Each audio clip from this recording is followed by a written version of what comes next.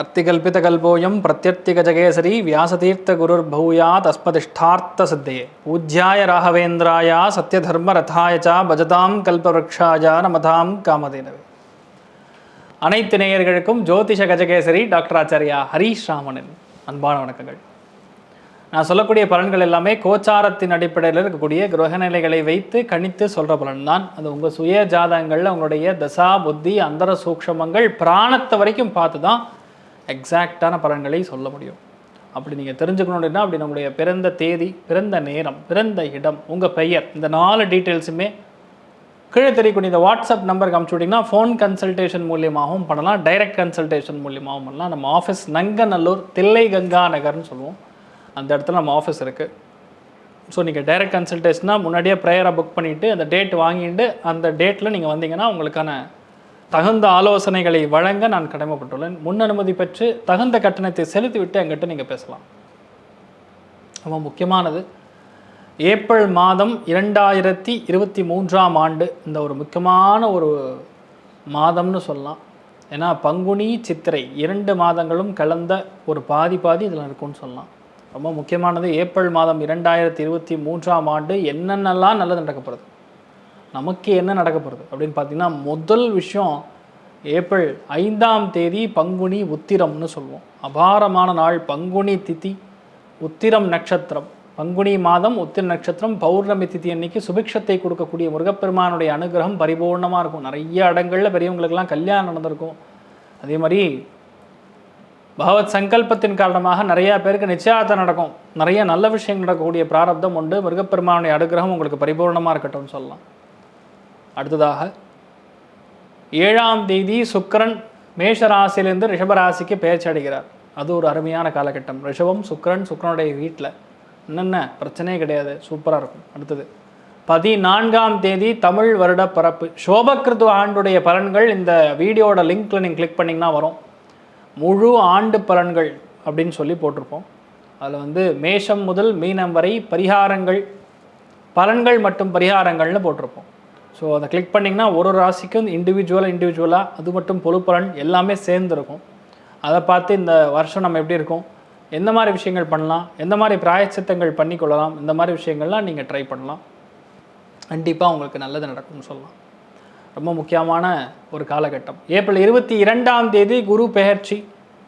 குரு தன்னுடைய வீடான மீனராசியிலிருந்து மேஷராசிக்கு பிரவேசம் அடைகிறது. அதற்கான பலன்கள் ஆல்ரெடி கொடுத்தாச்சு. அதோட லிங்க்குமே இந்த வீடியோவோடைய டிஸ்கிரிப்ஷனில் இருக்கும். நீங்கள் கிளிக் பண்ணி அதற்கான பலன்களையும் மிக துல்லியமாக பார்த்துக்கொள்ளலாம். 23ஆம் தேதி அக்ஷய திருத்தியை. நிறையா பேருடைய லைஃப்பில் அக்ஷய திருத்தியைன்னா தங்கத்தை வாங்கி எடுத்து அப்படியே உள்ளே வச்சுக்கணும், அப்படிலாம் கிடையாது. ஒரு காப்படி கல்லுப்பு வாங்கி வச்சுக்கிட்டாலும் அதுக்கு ஈடான நல்ல பலன்கள் கொடுக்கும். மகாலட்சுமி அனுகிரகம், மகாலட்சுமி கட்டாட்சம்ங்கிறது கல் உப்புல் இருக்குது, தங்கத்தில் இருக்குது. நான் இல்லைன்னு சொல்ல. ஏழைகளின் தங்கம் அப்படின்னு சொன்னால் கல் உப்பு தான். எல்லா ஏழையும் வாங்க முடியுமா? தினக்கூலிகள் போய் தங்கம் வாங்க முடியுமா? வாங்க முடிஞ்சுன்னா சந்தோஷம், அப்போ நம்ம எக்கானமி வளர்ந்துருதுன்னு அர்த்தம். அப்படி இல்லைங்கிற பட்சத்தில் காப்படி கல் உப்பு வாங்கி வீட்டில் வச்சுக்கோங்க. அக்ஷய திருத்தி அன்னைக்கு அபரிதமான செல்வம் பெருகக்கூடிய பிராப்தம் ஏற்படும்னு சொல்லலாம். ரொம்ப முக்கியமானது. 25ஆம் தேதி ஆதிசங்கரர் ஜெயந்தி. ஹரஹர சங்கர ஜெய ஜெய சங்கரன்னு சொல்லி, அதாவது மத்வமுனி ஸ்ரீமத் ஆனந்த தீர்த்தர்னு சொல்லுவோம். அடுத்தது சங்கரர், ஆதிசங்கரருடைய அவதாரம், அதுக்கப்புறம் ராமானுஜருடைய அவதாரம். இந்த 3 மகான்கள் இல்லைன்னா நம்ம பாரம்பரியமே கிடையாதுன்னு சொல்லலாம். பக்கத்தில் இருக்கக்கூடிய சங்கர மடத்திற்கு சென்று வழிபாடு செய்வது, உங்களால் தான தர்மங்கள் பண்ணுறது, பசுமாட்டுக்கு தானம் பண்ணுறது, சம்ரக்ஷணத்துக்கான உதவிகள் புரியறது மகா புண்ணியம். உங்களுக்கு புண்ணியமோ இல்லையோ, உங்கள் குழந்தைகளுக்கு ரொம்ப சூப்பராக இருப்பாங்க. லைஃப்பில் நிறைய நல்ல விஷயங்கள் நடக்கும். ஸோ ஏப்ரல் மாதத்தில் நடக்கக்கூடிய விஷயங்கள், நல்ல விஷயங்கள்லாம் பார்த்தாச்சு. இப்போ ஒரு ராசிக்குமான பலன்களை மிக துல்லியமாக விரிவாக பார்க்கலாம். கன்னி ராசி அல்லது கன்னி லக்னம் சார்ந்த நபர்களுக்கு இந்த காலகட்டங்களில் ஏப்ரல் மாதம் 2023ஆம் ஆண்டு இந்த மாதம் எப்படி இருக்கப்படுது? 8ஆம் இடத்துல 4 கிரக சேர்க்கை. 8ஆம் இடம்னா துர்ஸ்தானம், செவ்வாயோட வீடு, வண்டி வாகனங்கள், விபத்துக்கள், வீட்டில் பெரியவங்களோட உடல்நிலைகளில் பாதிப்பு, வாழ்க்கை துணையோடைய லைஃப்பில் பாதிப்பு, 4 கிரக சேர்க்கை. இது மாதிரி ரொம்ப மோசமான ஒரு காலகட்டங்கள் இருக்கீங்க அப்படிங்கிறது தான் உண்மை.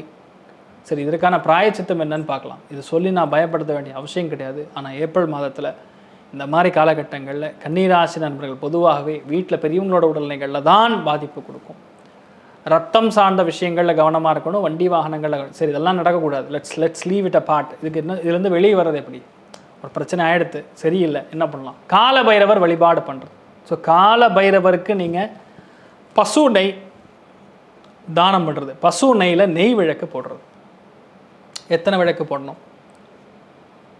9 விளக்கு போடணும். போட்டிங்கன்னா இந்த மாதம் முழுக்க முழுக்க வரக்கூடிய பேராபத்து உங்ககிட்ட இருந்து நீங்கும். ஆனால் இன்னொரு சைட் ஆஃப் த காயின் என்ன நடக்கும்னா, திடீர் யோகம் ஏற்படலாம், விபரீத யோகம் ஏற்படலாம்.